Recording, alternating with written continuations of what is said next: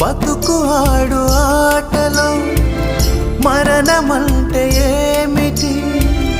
ఆటలోని అలుపు వంటి చిన్న మలుపులే జీవితాన్ని అందక జీవమెళ్ళిపోదులే,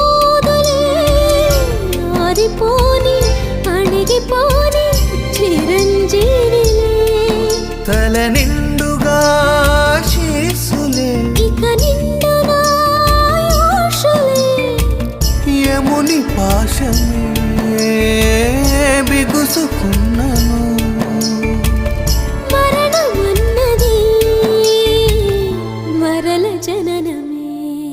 నిండు నూరేళ్ల సావాసం స్వర్గమయ్యింది వనవాసం.